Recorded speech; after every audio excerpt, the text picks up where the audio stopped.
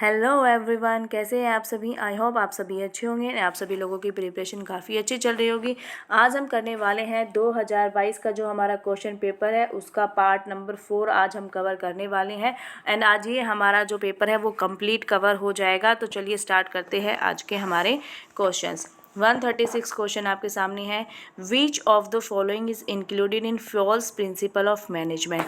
ठीक है, तो देखिए हेनरी फ्योल ने जो दिए थे हमें कितने प्रिंसिपल्स दिए थे बेटा, 14 प्रिंसिपल दिए थे। एंड FW टेलर ने हमें क्या दिए थे, साइंटिफिक जो हमारे प्रिंसिपल थे वो दिए थे 4। ठीक है, तो इनमें से कुछ तो आपके साइंटिफिक जो हमारे प्रिंसिपल है वो दिए गए हैं, कुछ हमारे फ्योल्स के प्रिंसिपल एक जो आपको फाइंड करना है। तो हार्मोनी नॉट डिस्कॉर्ड ये हमारा साइंटिफिक प्रिंसिपल है, तो ये जिसको टेलर ने दिया है। कोऑपरेशन नॉट इंडिविजुअलिज्म ये भी हमारा टेलर ने दिया है। Development of each and every person ये भी हमारा टेलर ने दिया है। तो फ्योल का कौन सा है, unity of command is the right answer. ठीक है, आगे चलिए नेक्स्ट क्वेश्चन है। The organisational structure most suitable for large organisation having diversified activities is. इनमें से आप लोगों का कौन सा ऑर्गेनाइजेशन स्ट्रक्चर मोस्ट सुटेबल होगा लार्ज ऑर्गेनाइजेशंस के अंदर, जिसके अंदर क्या होती है, विभिन्न प्रकार की एक्टिविटीज़ होती है, डिफरेंट टाइप्स ऑफ एक्टिविटीज़ वहाँ पर कंडक्ट कराई जाती है। तो देखिए यहाँ पे जो मैनेजरल नाम का तो कोई स्ट्रक्चर है ही नहीं। फॉर्मल स्ट्रक्चर में क्या होता है कि आपकी जो भी आपके एक लाइन के थ्रू काम होता है, इनफॉर्मल स्ट्रक्चर में अपने आप ग्रुपिंग में हो जाती है। तो वो इसमें पार्ट इस क्वेश्चन में इसके बारे में पूछा ही नहीं है, तो ये ऑप्शन भी आपका कट हो जाएगा। अब बात होती है सिर्फ डिविजनल स्ट्रक्चर की एंड फंक्शनल स्ट्रक्चर की। तो देखिए डिविजनल स्ट्रक्चर जहाँ पर वहाँ पर होता है जहाँ पे देखिए एक कंपनी बहुत सारे टाइप के प्रोडक्ट बनाती है। जैसे एक तरफ प्लास्टिक का प्रोडक्ट बनानी है, एक तरफ मेटल का प्रोडक्ट बनानी है, तो वहाँ पर डिवीजन कर दिया जाता है कि प्लास्टिक के सारा काम इधर होगा, भाई मेटेरियल का सारा काम इधर होगा। ठीक है, और जब बात आती है फंक्शनल में क्या होती है, एक्टिविटीज़ की बात होती है कि जहाँ पर डिफरेंट एक्टिविटीज़ कंडक्ट कराई जाती है। सो पर्टिकुलर क्वेश्चन का आंसर क्या हो जाएगा, हमारा फंक्शनल स्ट्रक्चर बिल्कुल राइट आंसर हो जाएगा। नेक्स्ट क्वेश्चन है, which one of the following is the characteristics of transactional leader. तो देखिए टू टाइप्स के हमारे लीडर होते हैं, ये एक होता है ट्रांसैक्शनल लीडर होता है, एक होता है ट्रांसफॉर्मल लीडर होता है। तो जो ट्रांसैक्शनल लीडर होता है वो क्या होता है, उसका जो मैनेजमेंट से हटकर तो कुछ अलग काम होता है। ठीक है, और जो हमारा ट्रांसफॉर्मल लीडर होता है वो हमारा एक सभी इसी टाइप का होता है मैनेजमेंट से रिगार्डिंग। तो वो क्या करता है, इंस्पायर करता है लोगों को, आइडियल इन्फ्लुएंस हो गया, इंटेलिजेंस। तो ये सारी जो तीनों हैं ये तो हैं हमारे ट्रांसफॉर्मल लीडर के। लेकिन जो ट्रांसैक्शनल लीडर कहता है मैनेजमेंट बाय एक्सेप्शन, अपवाद द्वारा प्रबंधन। ठीक है, तो इसके रिगार्डिंग आपको थोड़ा सा पढ़ना पड़ेगा। देखिए 2021 में भी ये question same as it is ऐसे ही पूछा गया है और इस वाले एग्जाम में भी आपका सेम ऐसे ही आया है। ठीक है, ये थोड़ा डीप क्वेश्चन है, तो इसके रिगार्डिंग यदि आपको प्रॉब्लम होती है तो आप मुझसे पूछ सकते हैं। एक सेपरेट वीडियो में इसको मैं कवर करने की कोशिश करूँगी। ठीक है, नेक्स्ट क्वेश्चन देखें। Internal elements that may interfere with the company's ability to achieve its objective.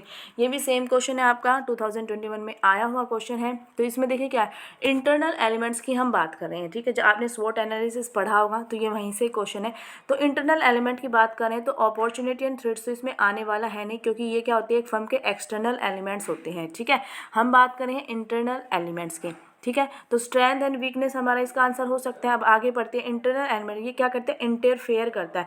जब भी यार इंटरफेयर की बात करें इट मीन्स आपको नेगेटिव साउंड हो रहा है। ये जब नेगेटिव साउंड होगा तो स्ट्रेंथ तो हमारी पॉजिटिव होती है, तो ये आंसर भी हमारा होने वाला नहीं। तो राइट आंसर क्या हो जाएगा, वीकनेस हमारा राइट आंसर हो जाएगा। Option number 2 is the right answer.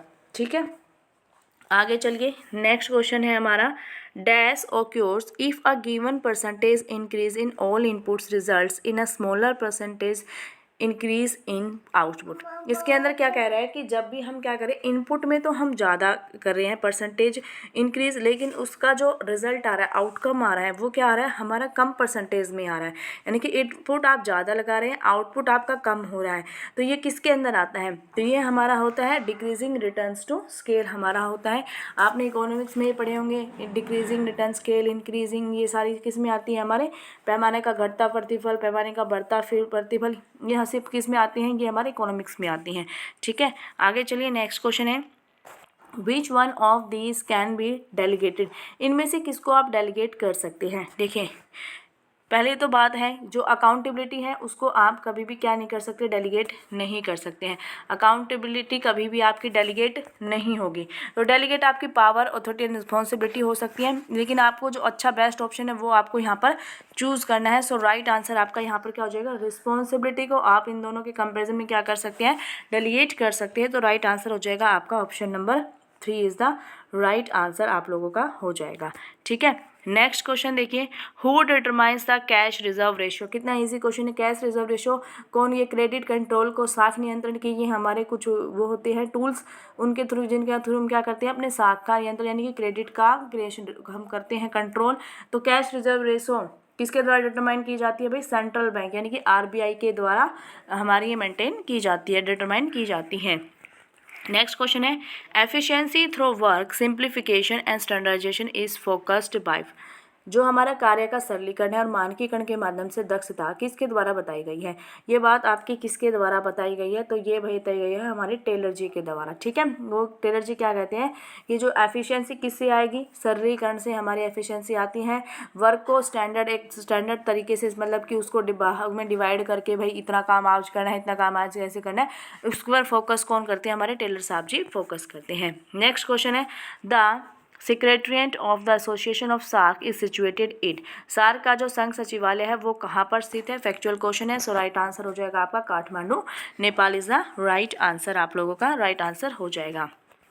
Next question है, what type of a bank is import export bank. तो देखिए आपके जो आपके टाइप्स होते हैं बैंक के, वो कई टाइप्स होते हैं, commercial bank, cooperative bank, central bank, specialised bank, ये बहुत सारे पार्ट होते हैं। ठीक है, तो देखिए सेंट्रल बैंक तो आरबीआई एक ही होता है, तो हमारा इम्पोर्ट एंड एक्सपोर्ट बैंक इसमें आने वाला है नहीं। ठीक है, कमर्शियल बैंक का काम क्या होता है कि हम अपने पैसे जमा करवाते हैं, वहाँ से वो इंटरेस्ट लेते हैं, वहाँ उसको फर्दर जो हमारी ये सारी चीज़ें किस में आती है, इसमें आती है। कोऑपरेटिव बैंक भी हमारा होगा नहीं, तो इसका कई बार क्या करते हैं, कुछ हम स्पेशल बैंक बनाते हैं जिनका वर्क ही क्या होता है, कुछ स्पेशल कार्य उद्देश्य से वो बनाए गए होते हैं। तो इम्पोर्ट एंड एक्सपोर्ट भी क्या हो जाएगा, स्पेशल पर्पस हो जाएगा। तो ये किस में चला जाएगा, स्पेशलाइज्ड बैंक में चला जाएगा, और इस बैंक में सिर्फ क्या होगा, एक्सपोर्ट और इम्पोर्ट का ही काम होगा, इसके अलावा कोई और काम नहीं होगा। ठीक है, नेक्स्ट क्वेश्चन देखिए, among the following sources which one is an internal recruitment source. इनमें से कौन सा आपका इंटरनल रिक्रूटमेंट सोर्स का एक साधन है। डायरेक्ट रिक्रूटमेंट बाहर से करेंगे आप, ये नहीं आएगा। रिकमेंडेशन ऑफ एम्प्लॉयज़, माना कि एम्प्लॉयज़ फर्म का ही है, लेकिन वो रिकमेंड करेगा तो कोई बाहर का ही पर्सन करेगा, तो हमारा जो है रिक्रूटमेंट तो बाहर से ही होगा, तो ये भी हमारा इंटरनल में नहीं आएगा। एडवर्टाइजमेंट के थ्रू करेंगे, पर्सन बाहर से होगा, तो ट्रांसफर ही सिर्फ इसका एकमात्र क्या है, आंसर है राइट। ठीक है, नेक्स्ट क्वेश्चन देखिए, dash is the extra profit the firm earns from producing and selling an additional unit of output. देखिए इसमें क्या कह रहे हैं, वह अतिरिक्त लाभ जो एक फर्म उत्पादन की एक अतिरिक्त इकाई के उत्पादन और बिक्री से अर्जित किया जाता है। जब हम प्रॉफिट की बात कर रहे हैं तो मार्जिन प्रॉफिट तो डायरेक्ट बात आएगा ही नहीं। ठीक, सॉरी, कॉस्ट तो कहीं से आएगी भी नहीं। जब हमारे प्रॉफिट की बात हो रही है तो कॉस्ट का हमारा ऑप्शन ही गलत हो जाएगा। टोटल प्रॉफिट की हम बात करनी ही नहीं है, तो और मैनेजर प्रॉफिट हमारा कोई प्रॉफिट होता नहीं है, तो मार्जिनल प्रॉफिट ही हमारा करेक्ट आंसर हो जाएगा, सीमांत लाभ। आपने सुना होगा जब भी आप कोई एक एक्स्ट्रा आउटपुट इनपुट आप लगाते हैं, उससे क्या होता है, आपका आउटपुट इंक्रीज होता है कुछ हद तक, तो वो हमारा किस में आ जाता है, मार्जिनल लाभ में आ जाता है, सीमांत लाभ में आ जाता है। इकोनॉमिक्स के ये हमारे कॉन्सेप्ट है। नेक्स्ट क्वेश्चन देखिए 141, a desire to satisfy one's interest regardless of the impact on the other party to the conflict. तो ये क्या होता है, संघर्ष के दूसरे पक्ष पर प्रभाव की परवाह किए बिना किसी के हित को संतुष्टि करने की इच्छा कहलाती है। इसमें क्या होता है, देखिए दो पार्टी होते हैं, दोनों के बीच में मनमुटाव होता है, लड़ाई हो रही होती है, झगड़ा कॉन्फ्लिक्ट हो रहा होता है। तो उसमें से जो एक पार्टी है, मान लीजिए आप खुद ही हैं, आप क्या कर रहे हैं, आप कोई भी कार्य कर रहे हैं, आप ऐसा कार्य जिसमें कि आपको दूसरे की परवाह ही नहीं है, तो वो किसके अंदर आता है, कोलैबोरेटिंग। बिल्कुल भी नहीं, कोलैबोरेट थोड़ी कर रहे हैं।